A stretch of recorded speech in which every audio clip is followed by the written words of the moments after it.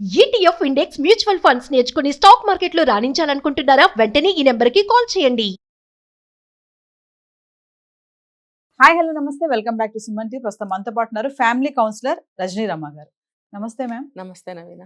Ma'am, నేను ఒక article చదివాను. అందులో ఏంటంటే అబ్బాయిల కంటే అమ్మాయిలకి డిజైర్స్ ఎక్కువ ఉంటాయి, కోరికలు ఎక్కువ ఉంటాయంట. అబ్బాయి అనుకోండి ఎక్స్ప్రెస్ చేయగలుగుతాడు, కానీ అమ్మాయి ఎక్స్ప్రెస్ చెయ్యదు. కానీ అబ్బాయి కంటే అమ్మాయికి ఎక్కువ ఉంటుంది డిజైర్ అనేది. అంటే ఇది ఎంతవరకు కరెక్ట్ అంటారు? ఒప్పుకోవచ్చు అంటారా దీన్ని? అంటే ఒకటి చెప్పుకుంటారు, ఆడవాళ్ళు చెప్పకుండానే అన్నీ తెలుసుకోవాలి. అంటే నాకు పట్టు చీర కావాలని, మొన్న చీర బాగుంది అంటే కొనుక్కురావాలి. నిన్నే ఒక అబ్బాయి చెప్పాడు నాకు ఈ మాట. అది బాగుంది ఇది బాగుంది అంటే ఆహా అని ఊరుకుంటారు. అసలు అది కాదు, తీసుకురావాలని. తీసుకురాకపోతే ఇంట్లో చాలా హాట్గా గొడవలు చేయటము, ఏదో ఒక గొడవ చేయడము, సామాన్లు ఇసురు కొట్టడం లాంటివి జరుగుతాయి అని. అంటే ఏంటంటే వీళ్ళు కనుసన్నల్లో వాళ్ళు ఉండాలి. అంటే వీళ్ళు అనుకున్నంత మాత్రానే అది పట్టుకొచ్చి ఇంట్లో పెట్టేయాలి. అలాగే మీరు చెప్పిన యాంగిల్, ఈ డిజైర్ అనేది కూడా వాళ్ళు చెప్పకపోయినా వాళ్ళు కనుక్కొని వీళ్ళకి ఎలా కావాలో అలా ఉండాలనేది వీళ్ళ కోరిక. అంటే మీరు గొడవ చేసినప్పుడు అంత గట్టిగా గొడవ చేసేస్తారు, సిగ్గు లేకుండా గొడవ చేస్తారు, కొట్టుకుంటున్నారు, తిట్టుకుంటున్నారు, కోర్టులకు ఎక్కుతున్నారు, ఇంతంత బట్టలు వేసుకుని రోడ్ల మీద తిరుగుతున్నారు. భర్తకి ఇష్టం లేకపోయినా సరే మరి వేరు వేరు బట్టలు వేసుకోవడము, హెయిర్ కట్లు చేసుకోవడము, ఇంకా చాలా తిరుగుళ్ళు చేస్తున్నారే. అప్పుడు లేని సిగ్గు కానీ అబ్జెక్షన్స్ కానీ ఇక్కడ ఎందుకు రావాలి? ఇక్కడ కూడా మీరు ఓపెన్గా మాట్లాడుకోండి.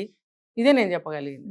అంటే madam, wife and husband the sexual relationship స్ట్రాంగ్గా ఉండాలి అంటే ఏమన్నా సూత్రాలు ఉంటాయంటారా? సూత్రాలంటే ఇదే ఫస్ట్ పాయింటే సూత్రం. ఏంటంటే ఒకళ్ళ కోసం ఒకళ్ళు కాకపోయినా, అంటే ఇండైరెక్ట్గా ఒకళ్ళ కోసం ఒకళ్ళకి ఏం కావాలో ఒకళ్ళు తెలుసుకుంటే సరిపోతుంది. నేను ఒక వీడియోలో చెప్పాను, పెళ్ళైన డే 1లోనే ఆ అబ్బాయి ఇష్టాలేంటి, ఈ అమ్మాయి ఇష్టాలేంటి ఒకరికొకళ్ళు తెలుసుకోవాలి. ఎందుకు అనంటే అది ఇంట్లో సంసారం నడిపించేదానికి కానీ, మీరు అన్నట్టు ఈ సెక్సువల్ డిజైర్సే కానీ ఏదైనా సరే మన ఒక ఐటమ్, ఒక స్వీట్ కానీ, హాట్ కానీ, చీర కానీ, ఒక వ్యక్తిని కానీ ఇష్టపడుతుంది అనంటే దాన్ని మనం గౌరవించాలి. ఆ ఇష్టాలు మనం తెలుసుకోవాలి. భర్తదైనా సరే, భార్యదైనా సరే. అలా తెలుసుకున్నప్పుడే కదండి. ఇప్పుడు ఆడవాళ్ళు ఎక్కువగా ఎక్కడ ఏమంటారంటే ఎక్కడ వాళ్ళు అప్సెట్ అవుతున్నారు, ఎక్కడ మమ్మల్ని వీళ్ళు అర్థం చేసుకోవట్లేదని బాధపడుతున్నారు అని అంటే ఈ పాయింట్ మీదే బాధపడతారు. నా మనసులో ఉన్నది నువ్వు గ్రహించాలి బై, నువ్వు దేవుడు అయిపోవాలి నిమిషంలో. అంటే సహజంగా కొంచెం గ్రహించగలిగితే మంచిదే. అసలు భార్య వైపు చూడకుండా తన పనిలో తనుండి 10 సార్లు మొత్తుకున్నా అనకుండా ఆఫీస్కి వెళ్ళిపోవడం, రావడం, తన పని తను చూసుకోవడంగా ఉంటే కష్టం అవుతుంది. అది కాస్త కూస్తో కనిపెట్టుకోవాలి. ఇప్పుడు ఫ్రీక్వెంట్గా ఒక వస్తువుని తింటుంది, ఫ్రీక్వెంట్గా ఒక కలర్ ఇష్టపడుతుంది, ఫ్రీక్వెంట్గా ఒక పని చేస్తుంది, తనకు అది ఇష్టం అనేది మనం గ్రహించగలుగుతామా లేదా? అలాగే భర్తది కూడా అలా అలా ఎందుకు గ్రహించాలి, నాకేంటి అవసరం అంటే అది ఈగో. ఆ ఈగో ఉన్నప్పుడే మనం ఒక వ్యక్తి వైపు చూడము, వాళ్ళ ఇష్టాయిష్టాలని మనము రెస్పెక్ట్ చేయము, అసలు కనుక్కోము. కనుక్కున్న మైండ్ చేయము, మైండ్ చేసినా రెస్పెక్ట్ చేయము, రెస్పెక్ట్ చేసినా ఇంప్లిమెంట్ చేయము. ఇవన్నీ ఉండాలి. మరి ఇవన్నీ ఉన్నప్పుడు అన్ని ఇంట్లోనే ఉన్నప్పుడు బయటకు వెళ్ళి ఏం తినాలని అనిపించదు కదా. అంటే ఫుడ్ విషయం మనం మాట్లాడుకో, ఎప్పుడైనా ఫుడ్ అయితే తినాలని అనిపిస్తుంది, కానీ ఒక వ్యక్తితో సంసారం చేస్తున్నప్పుడు లైఫ్ టైం కూడా ఖచ్చితంగా ఆ పార్ట్నర్ బయటకు వెళ్ళరండి, వెళ్ళరు. రిలేషన్షిప్ బాగుంటుంది. ఎందుకు ఈ ఉదాహరణ పాతకాలం జంటలను తీసుకోండి, ఎవరు వెళ్ళిపోయారు? ఎవరు వెళ్ళిపోలేదు. అంటే ఎవరో ఆడవాళ్ళని ఉంచుకున్న వాళ్ళు ఉన్నారు. ఏంటంటే అప్పట్లో అది గ్రేట్గా ఫీల్ అయ్యేవారు. ఒక మగాడు సెంటు పూసుకుంటే మగాడే సెంటు పూసుకోవాలి. మరి వాడు ఒక అమ్మాయి దగ్గరికి వెళ్ళాడు అంటే అమ్మో ఆయన గారు ఉంచుకున్నావిడ, ఆ ఉంచుకున్నావిడ మీద కూడా గౌరవంగానే మాట్లాడే రోజులు, ఆ రోజులు వేరు. ఇప్పుడు రాజులు పోయారు, రాజ్యాలు పోయాయి, అటువంటి కాలమే వెళ్ళిపోయింది. ఇప్పుడున్న కాలం వేరు, ఆ కాలం వేరు. అప్పుడప్పుడు అక్కడక్కడ ఉండేవారు, ఇప్పుడు ప్రతి కొంపలో జరుగుతున్నాయి ఇలాంటివి. దానికి ప్రికాషన్ ఏం తీసుకోవాలి? ఇప్పుడు నీ మొగుడు ఎక్కడికైనా వెళ్ళిపోతే నువ్వు సహిస్తావా? సహించలేవు. నీ భార్య ఎక్కడికైనా వెళ్ళిపోతే నువ్వు సహిస్తావా? సహించలేవు. అలాంటప్పుడు మీరిద్దరు ఎలా ఉండాలి? నువ్వు బాగూడదు, ఆమె బాగూడదు అని అంటే నువ్వు అమ్మాయి కోసం ఎలా ఉండాలి, నువ్వు భర్త కోసం ఎలా ఉండాలి, బుద్ధి జ్ఞానంతో మసలుకోవాలి. అలాంటప్పుడు బయటకు వెళ్ళిపోవడాలు, ఇంకో వాళ్ళ దగ్గరికి వెళ్ళటాలు అనేవి జరగవు. ఎందుకనంటే పాతకాలంలో జంటలు 100 ఏళ్ళు బతికుంటే కనుక వాళ్ళిద్దరే ఉండేవారు. పాతకాలంలో వాళ్ళు ఇప్పుడు కూడా ఉన్నారు, 80-90 వయసు వచ్చిన వాళ్ళు ఇంకా ఉన్నారు, జంటలు ఉన్నారు. మరి వాళ్ళు ఎందుకు వెళ్ళిపోవట్లేదు అంటే ఒకళ్ళ కోసం ఒకళ్ళు కనిపెట్టుకుని, ఒకళ్ళ ఇష్టాలను ఒకళ్ళు గౌరవించి కనిపెట్టుకుని వాళ్ళకి అందిస్తున్నారు కాబట్టి వాళ్ళు ఉంటున్నారు. ఏదన్నా ఇంట్లో చిన్న చిన్న లోటుపాట్లు ఉంటే అవి పెద్దగా కనపడవు వాళ్ళకి. ఇద్దరు కలిసి వాటిని సరి చేసుకుంటారు. ఇప్పుడు ఇంట్లో డబ్బు ఉండదండి, భార్య ఏదైనా సేవింగ్స్ చేస్తే ఆ కష్టాన్ని ఆ డబ్బుతో గట్టెక్కుతున్నారు. ఈవెన్ మా వయసులో వాళ్ళు కూడా భార్యలు దాచిపెట్టిన డబ్బు ఉంటే భర్తకి ఇచ్చి దీన్ని కట్టండి ప్రస్తుతానికి మీరు ఉన్నప్పుడు ఇద్దరు కానీ ఇద్దరం కలిసి సేవ్ చేసేది ఇంటి కోసమే కదా. ఇప్పుడు ఆయనకు ఒక 50,000 1,00,000 అప్పు ఉందండి, ఈవిడ దగ్గర ఏదో కొంత డబ్బు ఉంది, ఇది తీసుకెళ్ళి దానికి ఇవ్వండి అని అంటే కొంత మనకి బరువు తగ్గుతుంది కదా ఆ వ్యక్తికి. అలా సహకారంగా ఎంతమంది ఉంటున్నారు చెప్పండి. ఉండనప్పుడు ఈ భర్త ఆ భార్య కోసం ఎందుకు బతుకుతాడు, ఆ భార్య ఈ భార్య కోసం ఎందుకు బతుకుతుంది? కొన్ని ప్రేమలు, కొన్ని త్యాగాలు ఇవన్నీ ఉంటాయి కుటుంబం అన్న తర్వాత. వాటి ద్వారానే ప్రేమ అనేది పెరుగుతూ ఉంటుంది ఇద్దరి మధ్యన. అసలు అటువంటి సాక్రిఫైజులు లేవు, అటువంటి అండర్స్టాండింగ్స్ లేవు. ఒకటే ఒకటి కనిపిస్తుంది, నువ్వు నా కళ్ళ ముందు 24 గంటలు ఉండాలి. వాడు బొమ్మ అనమాట, వాడి మనిషి కాదు. వాడికి ఆకలి దబ్బులు ఉండవు, వాడికి ఇష్టాయిష్టాలు వేరే ఉండకూడదు. ఈవిడ చేసిందే తినాలి, ఈవిడ మాటే వినాలి, ఈవిడకి కావాల్సింది గ్రహించి పట్టుకొచ్చి ఇచ్చేయాలి. ఈవెన్ పక్కలో కూడా మీరు అన్నట్టు డిజైర్, ఈవిడ మనసులో ఏమనుకుంటుందో అదే జరగాలంటే, నేను ఇంకో యాంగిల్లో చెప్తున్నాను, చెప్పేవాళ్ళు వేరే యాంగిల్స్లో చెప్తారు, అది వేరు ఇది వేరు. అంటే మీరు అడిగారు ఒక క్వశ్చన్, ఎలా లాంగ్ టైం ఇలా ఉంటున్నారంటే దీనికి కారణాలు నేను చెప్పుకొస్తున్నాను. అంటే ఇంకొక యాంగిల్లో కూడా నేను చెప్తాను. ఫస్ట్ ఇది ఇలా ఉన్నప్పుడు ఒకళ్ళ మీద ఒకళ్ళకి ప్రేమ పెరుగుతుంది, ఇష్టం పెరుగుతుంది, ఈ కోరికలు అనేవి కూడా చక్కగా సాగుతాయి. ఇంకో యాంగిల్లో చెప్పాలి అని అంటే దానికి ఇంకా బుక్ రీడింగ్ చేయాలి అబ్బాయిలందరూ, లేకపోతే అటువంటి సెషన్స్కి వెళ్ళాలి. వెళ్తే కనుక ఎలా స్టెప్ వైజ్గా వెళ్ళాలి అనేది వాళ్ళు చెప్తారు.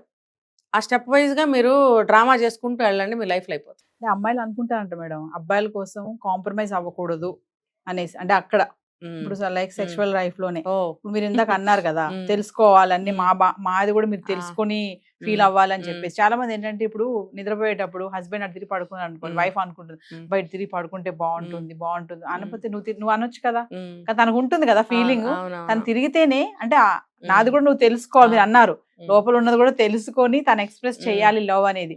ఖచ్చితంగా అలా ఉంటుందంటారా?